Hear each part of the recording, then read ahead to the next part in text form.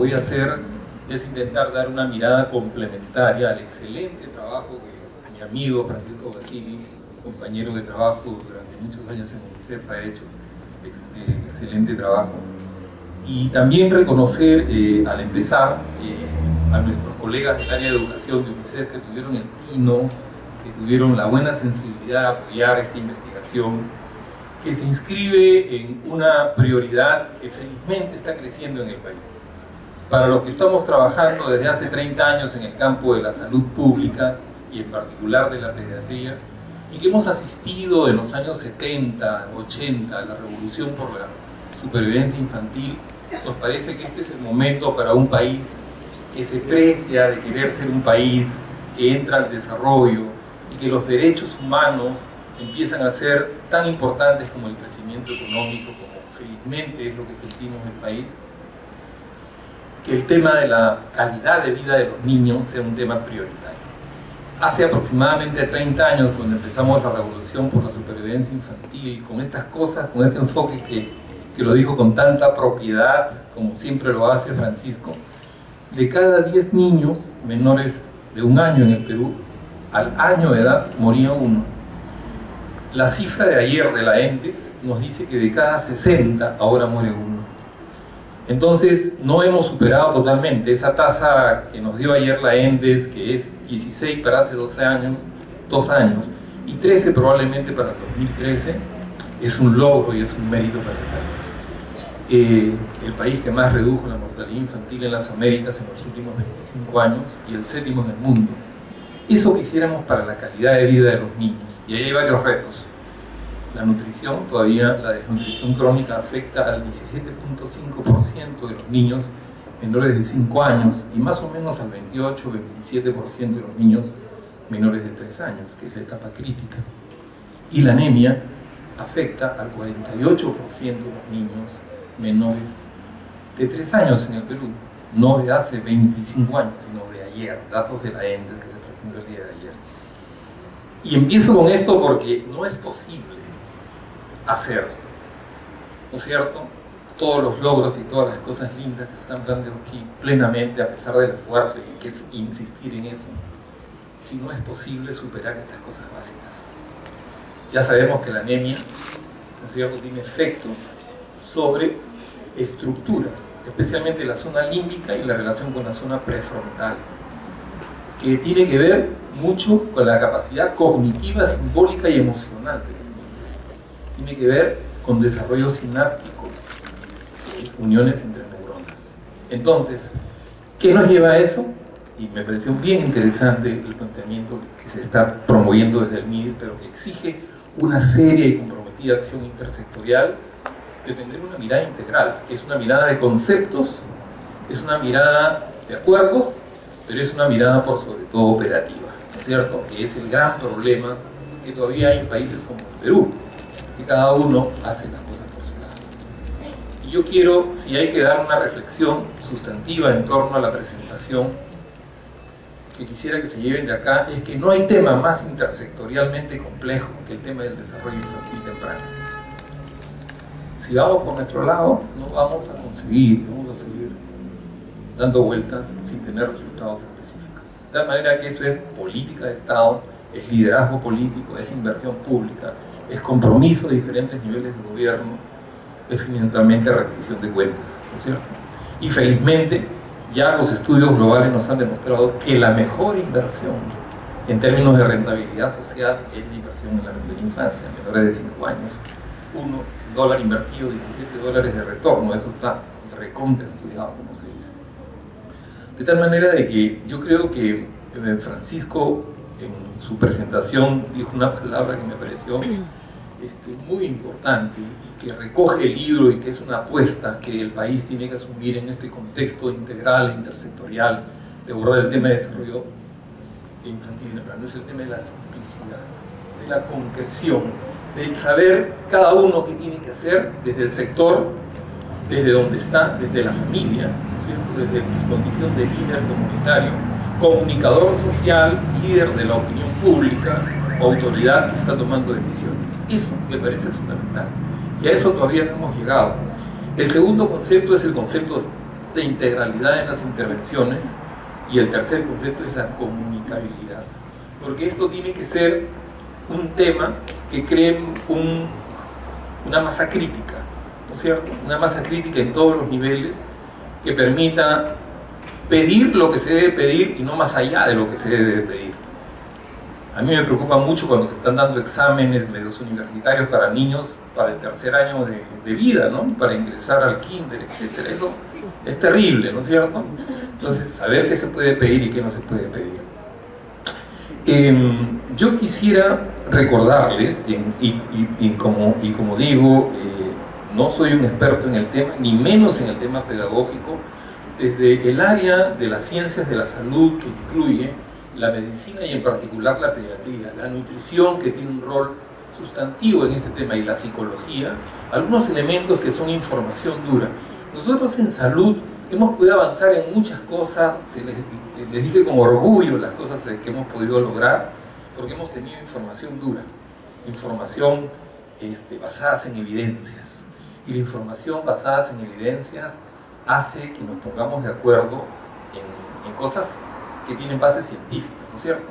Y felizmente en este campo, a pesar de que es un tema muy complejo, en las últimas décadas, gracias a desarrollos, entre otras la neurociencia, a metodologías no invasivas de estudio del cerebro, y por eso a Pina le interesaba tanto que dijera algo sobre neurociencia, y lo voy a intentar decir, si me alcanza el tiempo al final, sobre esta información dura que es fundamental que compartamos, no obstante que somos de diferentes entradas y especialidades, pero que tengamos algunos estándares básicos basados en evidencias para poder tener políticas, indicadores, estándares y medición de logros en función de esas evidencias, ¿no es cierto? Yo me voy a referir a algunas de esas y recordar algunas leyes del crecimiento y desarrollo de los niños, que es fundamental que desde los maestros se puedan entender. Primero, que este es un proceso continuo. La dividimos en etapas, la etapa prenatal, la etapa de la lactancia, la etapa preescolar, escolar, pero en realidad es un continuo que además es integral y se da de manera simultánea. Es decir, un órgano hace que otra parte de los órganos del cuerpo, y no solamente estamos hablando del cerebro, sino por ejemplo de la maduración de las hormonas, del aparato que se va desarrollando mucho en esa etapa, que es el aparato defensivo, que son el timo y otros órganos más que tienen que ver con la capacidad defensiva de los niños, se dan de manera simultánea, interdependientes. Que hay un ritmo propio de cada niño. Lo que está demostrado en los estudios es que no todos los niños tienen el mismo ritmo de crecimiento y desarrollo, sino que cada uno tiene su propio ritmo, y eso tiene que ver con condiciones hereditarias. En tercer lugar, que hay una dirección establecida que va de lo cefálico a lo caudal y de lo próximo a lo distal, que es importante saber que primero se van a adquirir funciones de maduración, básicamente que van desde el cuello para terminar en las piernas y terminar al año y medio con la locomoción, por ejemplo, ¿no es cierto? Que hay diferentes velocidades en el crecimiento y desarrollo de los niños. Hay momentos que son de rápida aceleración y de desaceleración. El máximo momento de velocidad de crecimiento de los niños ocurre en el tercer trimestre del embarazo. Cuando vamos a cumplir para el tercer mes del embarazo, más o menos estamos hablando de las 29 semanas de vida, 28, pesamos 1000 gramos, pero llegamos a pesar 3 kilos 200.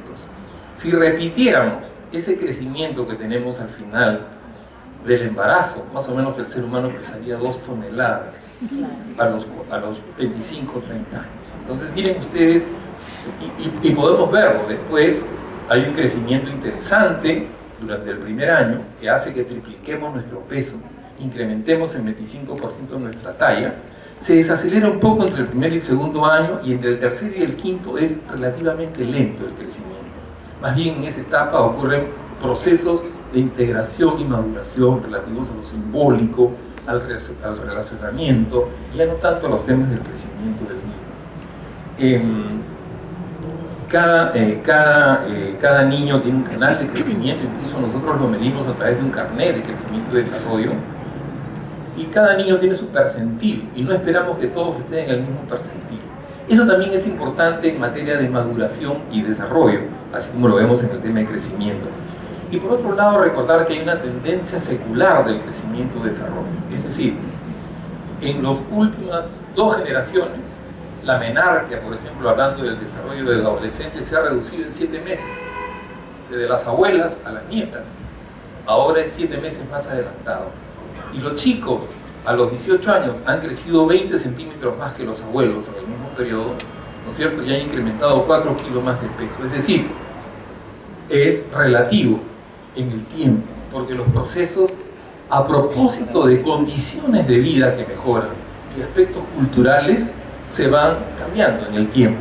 Y miren ustedes qué interesante para tener una mente abierta, ¿no es cierto?, en el contexto de la diversidad. Recordar que hay factores protectores, y esto me lleva a pensar un tema sobre el cual yo quiero reflexionar y que es importante en el contexto del enfoque multisectorial. ¿Cuál es el rol que se le asigna a la institucionalización para lograr promover el desarrollo en función de 2 consideraciones previas? Una, lo hereditario.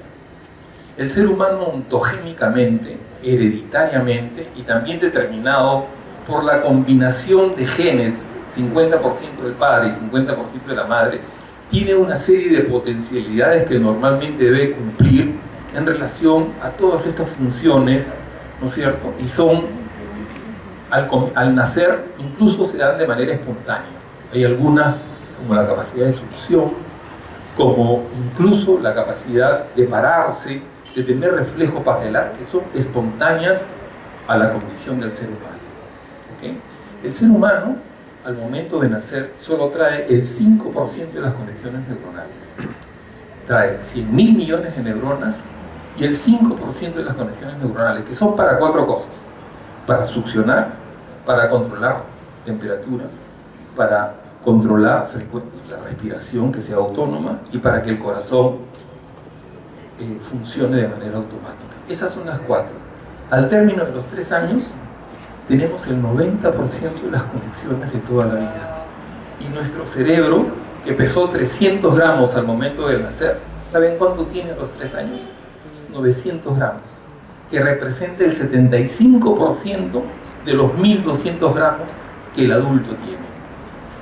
Y en ese sentido, entonces, vamos adquiriendo una serie de capacidades que son genéticamente ontogénicas, que tienen particularidades y que hacen ese gen a las características personales también, y que lo hemos expresado en ritmos diferentes. Eso es parte de la variabilidad humana que hay que aceptarla. Huerga. Una de las cosas peores sería estandarizar a todos los niños superiores. Necesitamos mucha flexibilidad, incluyendo otro tema que no voy a comentarlo porque no alcanza el tiempo, pero que a mí me apasiona, el tema de la cultura, ¿no es cierto? De tener en un país con 14 grupos étnicos diferentes, este es un tema central para los temas de crecimiento y desarrollo. Miren, hay factores protectores, pero y otros factores que tienen que ver con el ambiente. Yo creo que con esto voy terminando. ¿Cuánto me queda? 1 minuto. Factores protectores, y después les voy a decir de qué quisiera conversar con ustedes en el futuro, ¿no es cierto? Más que hablar de eso, de temas que creo que pueden contribuir desde mi mirada, desde la mirada de las ciencias de la salud. Pero decía que importantísimo es lo que pasa con la madre durante la etapa natal, es fundamental, pero con la madre y el entorno familiar durante los primeros 3 años de la vida, especialmente el primer año. Y ahí se dijo algo que a mí me parece fundamental y que hay que trabajar y que hay que proteger desde la institucionalización de la educación, especialmente en menores de 3 años, es el apego. Cada vez más está demostrado el efecto que tiene el apego sobre incluso estructuras neuronales, sistema límbico, ¿no es cierto? Y el futuro en términos de inteligencia emocional. Entonces, cuidado, por favor, por meter a los niños a una institución, no dejen que el niño haga el apego con la madre y con los cuidadores. Miren ustedes, los niños son hipermétropes. Cuando nacen tienen el ojo muy pequeño, el punto de focalización de la retina, que en la retina es más atrás, y solo ven 30 centímetros. Después de 30 centímetros ven borroso, pero 30 centímetros es la distancia para ver la cara de la madre cuando llega de lactar. Eso está protegido y la idea es no romperlo, ¿no es cierto? Igualmente será decisivo los cuidados nutricionales, la lactancia materna. Por favor, la lactancia materna es consustancial a este tema, ¿no es cierto? El apego a la lactancia materna, la alimentación complementaria, el combate contra la anemia, el hierro tiene un efecto decisivo en esta etapa de la vida, la prevención de enfermedades, ¿no es cierto? Y por supuesto el control del crecimiento y desarrollo de los niños, ¿no?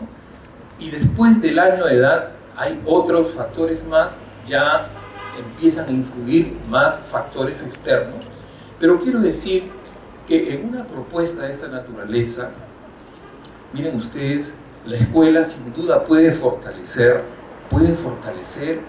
aquellos aprendizajes que pueden ser fortalecidos dejando que se den de manera natural en los espacios que tienen que darse, o la escuela debería jugar un rol, me refiero a la escuela inicial en sus diferentes modalidades, para aquellas situaciones en las cuales el niño, que lamentablemente van a seguir ocurriendo en un país con tantas inequidades y diferencias como el Perú, con pobreza, con falta de oportunidades para las familias, tendría que jugar un rol complementario, un rol de apoyo, un rol que intentaría tratar de superar aquellas limitaciones que se perdieron.